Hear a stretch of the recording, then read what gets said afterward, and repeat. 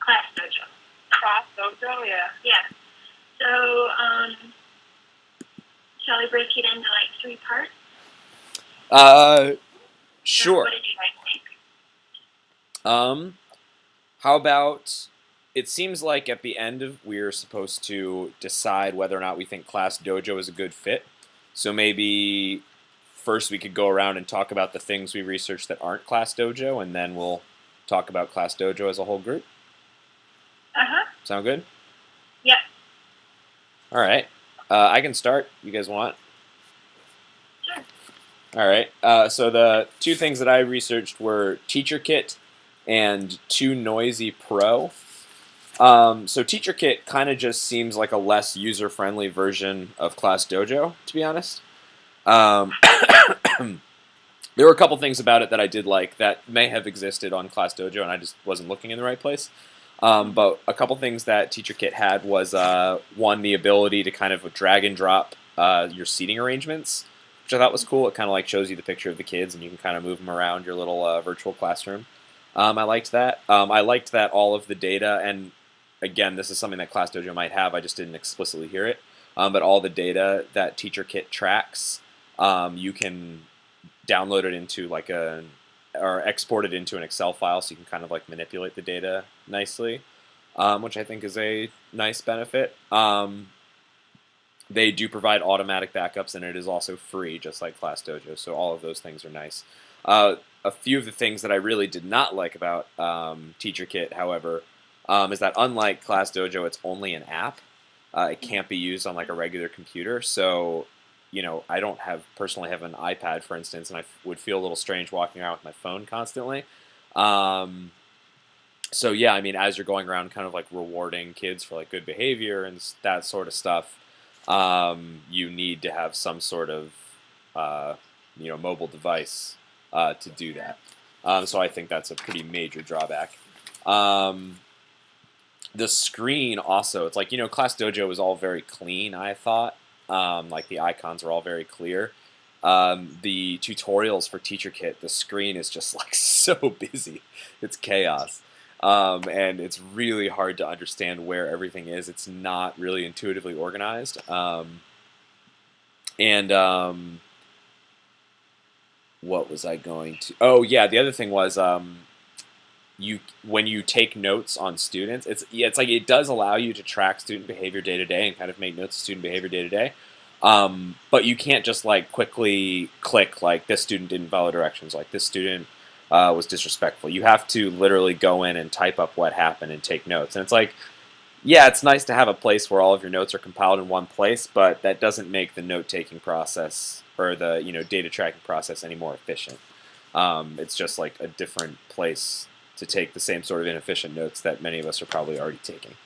And then also, whereas Class Dojo chose these really cute and charming videos, for whatever reason, TeacherKit chose this really strange, like creepy robotic voice for all of its tutorial videos. That's just so grating and just makes you never want to use TeacherKit ever. So I don't know whose marketing decision that was, but it was not a smart one. So overall, I would, especially considering the fact that Class Dojo exists and they virtually do the same exact thing, I would definitely never recommend TeacherKit. The other one that I researched was this the 2Noisy Pro program. It's also an app, but you you can use it on a computer. So a few of the good things. Basically, what it does is it's kind of like a noise sensitivity tracker. So if the noise level in the classroom gets above a certain point, some sort of like alarm will go off. So a few things that I thought were good. One, you can adjust the sensitivity of it. It's not just like hypersensitive all the time. So like if you have the kids doing group work, they're able to talk without setting off the alarm. I also like the teacher can just like temporarily pause it without closing the program in order to like give directions or provide clarification if that's necessary. It tracks like the amount of time that elapses between the alarm going off, so it's possible to like build some sort of incentive system based upon if the kids go this amount of time without the alarm going off, so on and so forth.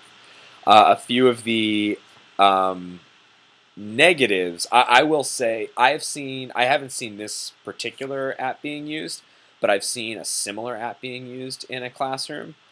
Granted, it was not a classroom with fantastic behavior management in any case, but what I witnessed basically was this program where there were a bunch of bubbles at the bottom of the projector screen, and as there were sounds, the bubbles would kind of like bounce up to the top, and the goal was to just have all the bubbles sit nicely at the bottom. But what the kids really like to do is like make these loud, quick noises to try to get the bubbles to like jump, or like to get Bubbles them to up like, there. yeah, exactly, to get them like jump in a rhythm or something like that. So it was totally counterproductive, and if anything, the Oh, kids were I can louder. see that happening. Right? Yeah, yeah. So I Yeah. mean, the one instance that I've actually seen of somebody using an app like this has been a gigantic failure. So I would personally be a little reluctant to use this again. If you read the testimonials on the Too Noisy Pro website, of course, everyone's like, "Oh my God, the kids love it. They're quiet." But I would I would personally be a little reluctant. Um, it's also not free, which I think is lame. It does only cost $4, but I would be willing to bet that there's plenty of comparable apps that are free. So why would you pay $4 and you don't have to? Um, Yeah. and then the other thing, I don't think this is a big deal, but it only works in landscape mode. You can't use it in portrait mode, so don't even try. I don't know why. I don't even know why they put that on their website. That seems like such an insignificant detail. But who does? Who doesn't? Like portrait mode occasionally. Anyway, those are my two apps that I reviewed. Okay. Wonderful. Do you want me to go ahead since I had the 3 and 4? Sure. We'll go in order. Yeah, I had the Super Duper Data Tracker Mm-hmm. and Teachers Class Behavior 3. Well, basically, they are just another version of Class Dojo. That's what I found out. So, same thing. The Super Data Tracker was a little nicer. It's also only app. It doesn't work on a computer, so you also have to walk around with the iPad or iPhone or iPad Touch or whatever you have, any application. But it wasn't that bad. I think I like this one more than the Teachers Class Behavior 3, because this one Super Duper had like the whole company behind them. So it's like they're putting their marketing, they're putting they're really updating it, and they're putting nice features on this one. So, but it's the same thing. You basically you can set up the goals for kids, and you to keep track of the goals. To keep track of great today, like great work today. So you just keep giving them also these little kind of like incentives, like the faces or whatever you pick, like the check marks. So, and then it keeps track of it. And then at the end, you can choose. It gives you a graph. You have an option to see the graph, how kid is doing, if it's going up or down, or if the progress. And also, you can. What else can you do? You can send emails. Like you can actually from that you can transfer it into your computer, and then it can send emails to parents, to students, to let everybody know how you're doing. It didn't have the features then, like what you said about Excel spreadsheet, which I would like, but this one didn't have. This one just had a graph option, and you could write the notes to students, and also to send it to parents and other teachers or anybody you want to. So, but big thing was setting up goals. That you would set the goals, and then you try to keep achieving, like keep the goals. I can see myself using this. But the same thing, like I cannot see myself being on an iPad nonstop or being on a phone all the time. Well, what I was doing in the classroom, I would write it on a piece of paper, and then I would have to put it back into application. So I feel like it's kind of like double work because I wasn't putting it into iPad right away in a classroom. So I would keep notes for myself, and then if you want to have this app, then you have to enter it in. So I don't know. This one, I think it costs $1.99 or $2 or something like that. So I mean, they said it's worth it. But when I was reading reviews, people said it's worth to spend $2 on this. The other one, the Teachers Class Behavior 3, it's just the same thing. It just doesn't have so many features, and it's just one person designing this. So it's really it's free. It's totally free, and it's also app device, but it does not have so many features. So if I would have a choice, I would definitely choose either Dojo or the Super Duper Data Tracker. So that would be my choice. But I just cannot see myself, even if you would go somewhere, like let's say outdoor for recess or anywhere, just running around with iPad and keep, putting it on a, I don't know how other would view it. I don't know. I've never seen it in a classroom, but Right. that might be just me. Maybe it's used. Maybe some people use it, but I don't know how kids would see it, like their teacher running around with iPad behind them and just keeping track of their behavior. Right. So I don't know. Yeah. All right. My turn? Yeah. Okay. So I actually looked at the 4 remaining apps, but I was not nearly as thorough as you guys were. So I started with the Smart Seat, and the drawback to this one is that it was the only one that's not free, so you have to pay about $3.99 for that. But this one came with a video tutorial, which I thought was really helpful. So basically, it's just like a seating chart it says this is how you can manage, the child seats. It also helps you like randomly call on students and mark who is absent or late. Sorry about that. and you can assess the attendance.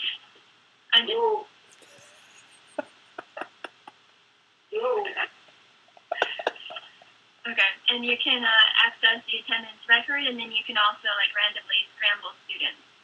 But again, I didn't really think that this was like I didn't do it all. It seemed a little complicated to me, like more of a hindrance than super helpful. I mean, I just feel like these are things you can just do, naturally. But if I ever like had a lot on my plate and thought this might be useful, maybe I'd give it a shot. So the other 3, so there's the Instant Classroom, which I was really not very impressed with. It was basically a lot like this. So there's a group maker, so I guess it like randomly throws your class into like groups of however many you want, and some random name generator, which I didn't really understand what that meant. So it just and then there's a stand timer that was free, but again, I guess it's great because you can adjust like how many minutes you want to measure. But I just thought, why don't I just use like a regular minute stand timer? But again, I guess if you wanted it longer than a minute, then that would be great. And then there's the stop go. So that basically looks like a traffic light. I think it might be useful if like kids are in a transition or something. Like you could say like show that it's red, yellow, or green. There's a countdown. But again, I don't really see myself using these. Like I've never had a night or I've never really kind of technology in class, so I think I would just rely on myself rather than this technology. So yeah. However, I was impressed, so I might use that one. So shall we start talking about that? Sure. All right. Yeah, I guess you guys just want to go around in a circle again, say our thoughts. Sure. All right. So I too was impressed with Class Dojo, and actually, it turns out a bunch of teachers at my school already use Class Dojo. I noticed that when I had to sign up for my free account, it was like, here's a bunch of people you already know. So that was interesting. But the things that I like. The elementary set. Say it again. At the elementary level. Yeah. Or also Yeah. Elementary. Yeah. So I really like the idea, and obviously, there's some overlap between Class Dojo and like TeacherKit, and obviously the programs that you guys are talking about as well. But I like the idea of being able to like use it as a real-time reward system or incentive system. I really like that the students' parents can be so easily and quickly messaged, and I love that parents can get they can take the initiative themselves to keep track of their own child and keep track of their child's, you know, day-to-day progress, and they can even get a daily report, which I think is great. I like, I like that you're able to add your own specific behaviors. I thought that was an important feature. So, like, if talking out of turn's a big thing in your class, or a big thing that you're trying to combat, or even just for a big thing for just like a specific student, that you can kind of add that in. I don't know if I would necessarily do this myself, but I do like the ability to be able to project student point levels on a screen throughout the day, so kids can kind of see like how do I compare like with everyone else. The random calling on students is a nice feature, but I mean, there's a million different ways to randomly generate kids to call on. But yeah, I mean, it's nice. And the other thing that I really like, how everything is saved and can be really easily kind of like, you can really delve through all the data, and you can delve through it week to week or month to month and see where progress is being made. And I personally, like, I'm a special ed teacher, and that sort of easy data tracking and compilation is something that I would love, because that sort of stuff is so helpful later on when you're having your evaluation meetings. And instead of kind of taking my like anecdotal notes and stuff like that, just being able to like quickly do like little like dink, and like on this day this student was acting in this manner, that would be super helpful.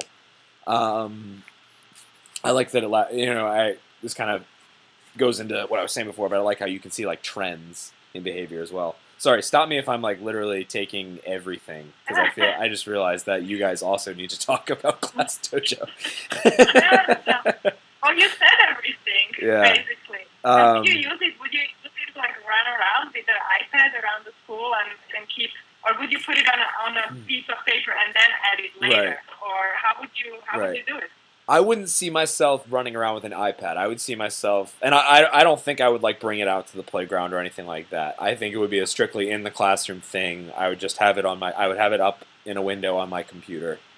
I'm not like walking around with my computer, but I would be able to get to it quickly and, add or take away stuff. On one of the negatives, I did write that carrying an iPad around all day does feel pretty cumbersome, but what can you do?